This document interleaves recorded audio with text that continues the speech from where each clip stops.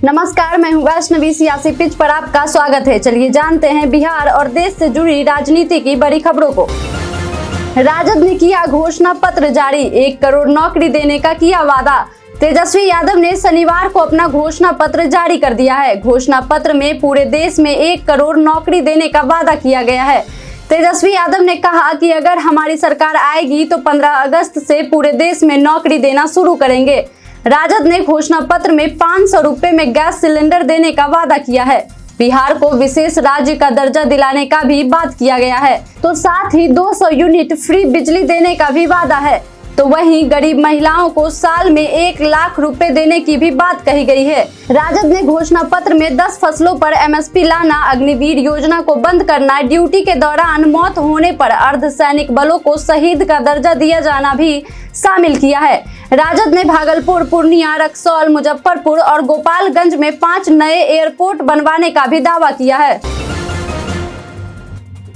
लोकसभा चुनाव प्रचार में जोरों शोरों से जुटी प्रियंका गांधी। कहा, हमारे परिवार ने देश के लिए बहाया खून। प्रियंका गांधी ने शनिवार को उत्तराखंड के रामनगर में जनसभा को संबोधित किया। इस दौरान उन्होंने कहा, हमारे परिवार ने देश के लिए खून दिया है। मैंने 19 साल की उम्र में अपने पिता का शव अपनी मां के सामने रखा। मैं शहादत और त्याग को समझती हूँ। ये मेरे परिवार को कितनी भी गालियां दे, मेरे शहीद पिता का अपमान करे, लेकिन हम चुप रहते हैं क्योंकि ये हमारे संघर्ष को नहीं समझते। हम चुप रहते हैं क्योंकि देश के लिए आस्था और सच्ची श्रद्धा हमारे दिल में है। राजद के घोषणा पत्र पर मचा संग्राम। उप मुख्यमंत्री सम्राट चौधरी ने लालू परिवार पर बोला हमला। बिहार के पूर्व उप मुख्यमंत्री और वर्तमान में नेता प्रतिपक्ष तेजस्वी यादव ने शनिवार सुबह लोकसभा चुनाव के लिए राष्ट्रीय जनता दल का घोषणा पत्र जारी कर दिया है। इस घोषणा पत्र का नाम परिवर्तन पत्र रखा गया। इस परिवर्तन पत्र में पार्टी की तरफ से 24 वादे किए गए हैं। वहीं अब RJD के घोषणा पत्र पर सियासत भी तेज हो गई है। NDA नेता और बिहार के उप मुख्यमंत्री सम्राट चौधरी ने RJD के घोषणा पत्र को लेकर लालू परिवार पर हमला बोला है। उन्होंने लालू परिवार को पुरानी बात याद दिलाई है कि उन पर रेलवे में नौकरी के बदले जमीन लेने का केस चल रहा है। अरविंद केजरीवाल की याचिका पर 15 अप्रैल को सुप्रीम कोर्ट में होगी सुनवाई।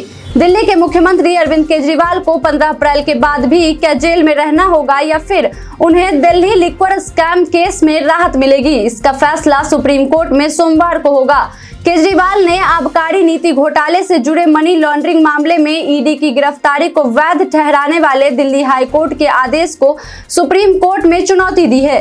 केजरीवाल की याचिका की सुनवाई सोमवार यानी 15 अप्रैल को होगी।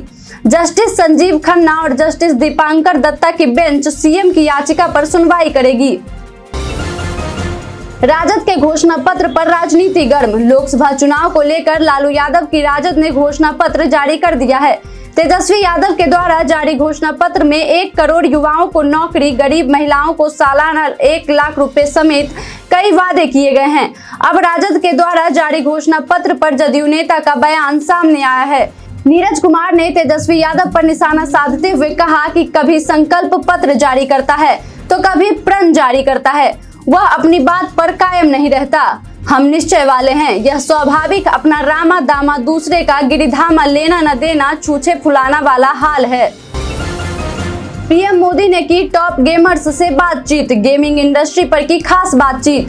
PM मोदी ने शनिवार को देश के टॉप गेमर्स से बातचीत की है। PM ने उनके कई सवालों का मजेदार अंदाज में जवाब दिया है। वहीं PM ने इन गेमर्स के साथ ऑनलाइन गेमिंग में भी हाथ आजमाया। मोदी ने गेमिंग उद्योग से संबंधित कई समस्याओं पर गेमर्स से बातचीत की।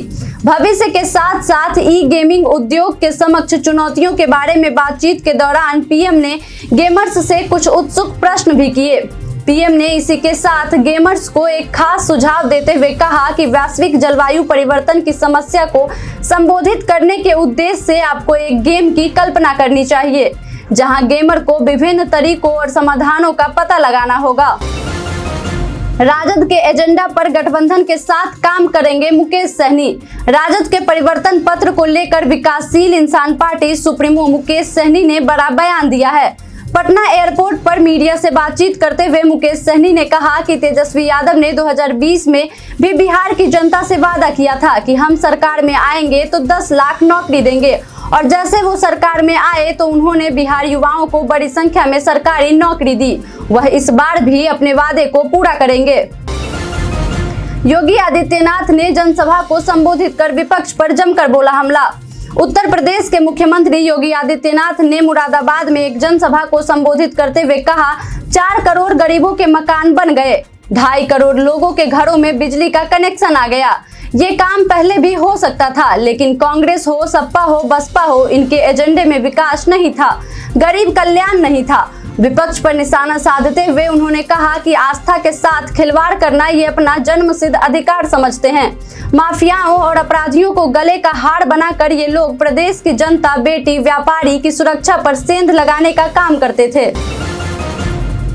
अशोक महतो को सता रहा जेल जाने का डर। लोकसभा चुनाव में लालू यादव की पार्टी राष्ट्रीय जनता दल ने बिहार के मुंगेर से कुमारी अनीता को टिकट दिया है, मगर पत्नी को चुनावी मैदान में उतारने के बाद अब बाहुबली नेता अशोक महतो को सत्ता पक्ष से डर लगने लगा है। 23 तारीख को कुमारी अनीता नामांकन दाखिल करेंगी। पत्रकारों से एक साक्षात्कार के दौरान अशोक महतो ने बताया कि उनको कभी भी जेल भेजा जा सकता है।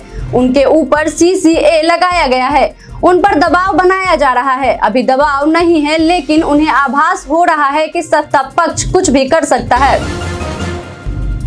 पुष्कर सिंह धामी ने जनसभा को संबोधित करते हुए CAA का किया जिक्र। उत्तराखंड के मुख्यमंत्री पुष्कर सिंह धामी ने लोकसभा चुनाव के प्रचार के लिए शनिवार 13 अप्रैल को उत्तराखंड के बागेश्वर में जनसभा को संबोधित करते हुए कहा, उन्होंने कहा कि बताते हुए खुशी हो रही है कि हमने उत्तराखंड में समान नागरिकता संहिता का विधेयक पारित कर दिया है। हम एक तरफ देश में समान नागरिक संहिता की बात कर रहे हैं और कांग्रेस पार्टी मुस्लिम पर्सनल लॉ की बात कर रही है। जेडीयू में शामिल हुए अशफाक, नीतीश को मिल सकता है अल्पसंख्यकों का समर्थन। लोकसभा चुनाव से ठीक पहले लालू तेजस्वी का साथ छोड़ने वाले आरजेडी के पूर्व राज्यसभा सांसद अशफाक करीम जेडीयू में शामिल हो गए हैं। जेडीयू प्रदेश कार्यालय में आयोजित मिलन समारोह में उन्होंने जेडीयू की सदस्यता ग्रहण की। प्रदेश अध्यक्ष उमेश सिंह कुशवाहा ने उन्हें जेडीयू की सदस्यता दिलवाई। सीमांचल में इसे आरजेडी के लिए बड़ा झटका माना जा रहा है। राज्यसभा सांसद संजय झा ने अशफाक करीम का स्वागत किया है। उन्होंने कहा कि अब सीमांचल में अच्छा माहौल बनेगा। कांग्रेस नेता दिग्विजय सिंह का बीजेपी और AIMIM पर बड़ा दावा। कांग्रेस नेता दिग्विजय सिंह ने बीजेपी और AIMIM पर 60 गांठ का दावा किया है। उन्होंने कहा, बीजेपी जहां हिंदुओं को भड़काती है तो AIMIM मुस्लिमों को भड़काती है। वे एक दूसरे के पूरक हैं और दोनों पार्टियां मिलकर काम करती है। राजद लहर में एनडीए का होगा सुपड़ा साफ। प्रदेश राजद प्रवक्ता अरुण यादव व प्रदेश महासचिव अशोक यादव ने कहा कि तेजस्वी लहर में एनडीए का सुपड़ा साफ होगा। शनिवार को जारी अलग अलग बयानों में दोनों नेताओं ने आरोप लगाया कि केंद्र की सरकार सिर्फ जुमलेबाजी में जुटी है। बेरोजगारी, महंगाई, भुखमरी व गरीबी से निपटने का एनडीए के पास कोई रोड मैप नहीं है। प्रवक्ता अरुण यादव ने कहा कि एनडीए के नेता सरकार की उपलब्धियों को बताने से परहेज कर रहे हैं। वहीं प्रदेश महासचिव अशोक यादव ने कहा कि रोजगार देने में तेजस्वी यादव का कोई मुकाबला नहीं। ईवीएम से छेड़छाड़ के सवालों पर मुख्य निर्वाचन अधिकारी का आया बयान। ईवीएम से छेड़छाड़ के आरोप पर राजस्थान के मुख्य निर्वाचन अधिकारी प्रवीण गुप्ता का बयान सामने आया है। मुख्य निर्वाचन अधिकारी प्रवीण गुप्ता का कहना है कि कई बार ये बात साबित हो चुकी है कि ईवीएम से छेड़छाड़ करना संभव नहीं है। फिर भी किसी राजनीतिक दल को शक हो तो जहां ईवीएम रखी जाती है उन कमरों के बाहर सो सकते हैं, हमें कोई आपत्ति नहीं। राजद कभी नहीं करता अपने कार्यकाल की बात। जदयू नेता उमेश कुशवाहा का बयान। जदयू प्रदेश अध्यक्ष उमेश सिंह कुशवाहा ने शनिवार को कहा कि चुनाव के दौरान कोई भी राजनीतिक दल अपनी उपलब्धियों को जनता के बीच प्रमुखता से रखता है, साथ ही अपने किए गए काम के आधार पर जनता से वोट मांगता है। लेकिन राजद शायद देश दुनिया की इकलौती ऐसी राजनीतिक पार्टी है जो चुनाव में अपने 15 सालों के कार्यकाल की चर्चा करना मुनासिब नहीं समझती। उन्होंने विपक्ष के नेता तेजस्वी यादव से पूछा है कि आखिर क्या वजह है कि वह चुनावी भाषणों में अपने माता पिता के शासनकाल की चर्चा करने से परहेज करते हैं। केजरीवाल को नहीं मिल रही पत्नी सुनीता से मुलाकात की इजाजत। बीजेपी पर आरोप लगाते हुए आप नेता संजय सिंह ने कहा कि केजरीवाल को उनकी पत्नी सुनीता से फेस टू फेस मुलाकात की इजाजत नहीं दी जा रही है। साथ ही बताया कि उन्हें शीशे लगी खिड़की से आर पार होकर मिलने को कहा जा रहा है, जबकि सैकड़ों मुलाकातें फेस टू फेस आमने सामने होकर कराई जाती है। उन्होंने कहा यहां तक कि खूंखार अपराधियों की मुलाकातें भी जेल की बैरक में होती है, लेकिन सीएम की पत्नी को खिड़की पार से मुलाकात करनी पड़ रही है। मंडी से कंगना के खिलाफ चुनाव लड़ेंगे कांग्रेस प्रदेश अध्यक्ष प्रतिभा सिंह के बेटे। हिमाचल प्रदेश की कांग्रेस अध्यक्ष प्रतिभा सिंह ने मंडी सीट पर उम्मीदवार के नाम का ऐलान कर दिया है। उन्होंने बीजेपी उम्मीदवार और बॉलीवुड एक्ट्रेस कंगना रनौत के खिलाफ अपने बेटे विक्रमादित्य सिंह को उम्मीदवार घोषित किया। बेरोजगारी और महंगाई के मुद्दे पर मोदी सरकार से जनता नाराज। लोकसभा चुनाव 2024 से पहले लोक नीति CSDS के सर्वे में हैरान करने वाली बातें सामने आई है। 2 कार्यकाल पूरे कर चुकी मोदी सरकार लगातार तीसरी बार सत्ता में आ सकती है। हालांकि महंगाई और बेरोजगारी के मुद्दे पर लोग सरकार से नाराज हैं, लेकिन मतदान बीजेपी के पक्ष में ही करने की बात कह रहे हैं। यह सर्वे 19 अप्रैल को पहले चरण के मतदान से 3 सप्ताह पहले किया गया। बुजुर्गों और दिव्यांगों को मिलेगी घर बैठे वोट डालने की सुविधा। चुनाव आयोग ने पहली बार 18वें लोकसभा चुनाव में बुजुर्गों और दिव्यांगों के लिए घर से ही मतदान करने की सुविधा पर कदम बढ़ाया है। वैकल्पिक घरेलू मतदान सुविधा के तहत बुजुर्ग और दिव्यांग घर बैठे ही वोट डाल सकेंगे। इस वर्ग के मतदाता अभी से ही वोट डाल रहे हैं। साल 2024 के लोकसभा चुनाव में दिव्यांग और 85 साल से ज्यादा उम्र के मतदाता इसका फायदा उठा सकेंगे। महाराष्ट्र के बारामती सीट पर सियासत गरमाई। महाराष्ट्र में लोकसभा चुनाव के लिए बारामती हॉट सीट बन चुकी है। शरद पवार की एक टिप्पणी ने सियासी पारा बढ़ा दिया है।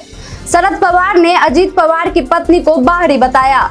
बारामती से एनसीपी उम्मीदवार सुनेत्रा पवार उस वक्त भावुक हो गईं, जब उनसे शरद पवार की उन्हें बाहरी पवार कहने वाली बारामती से एनसीपी उम्मीदवार सुनेत्रा पवार उस वक्त भावुक हो गईं, जब उनसे शरद पवार की उन्हें बाहरी पवार कहने वाली टिप्पणी के बारे में पूछा गया। सुनेत्रा पवार महाराष्ट्र के डिप्टी सीएम अजित पवार की पत्नी हैं और बारामती से एनसीपी एससीपी सांसद सुप्रिया सुले के खिलाफ लोकसभा चुनाव लड़ रही हैं। सीएम भगवंत मान अरविंद केजरीवाल से जाएंगे मिलने जेल। पंजाब के सीएम भगवंत मान 15 अप्रैल को तिहाड़ जेल में बंद दिल्ली के सीएम अरविंद केजरीवाल से मुलाकात करेंगे। तिहाड़ जेल प्रशासन ने पंजाब मुख्यमंत्री की मुलाकात को लेकर नया शेड्यूल जारी किया है। इससे पूर्व 10 अप्रैल को तिहाड़ जेल प्रशासन ने सुरक्षा से जुड़े कारणों का हवाला देते हुए मुलाकात करने से इनकार कर दिया था। अब बढ़ते हैं आज के सवाल की ओर। आज का सवाल है कि आपके अनुसार मोदी सरकार के 10 साल के कार्यकाल में आप किस चीज से सबसे ज्यादा नाखुश हैं? आप अपना जवाब हमें हमारे कमेंट सेक्शन में लिखकर जरूर बताएं। आज के लिए इतना ही, धन्यवाद।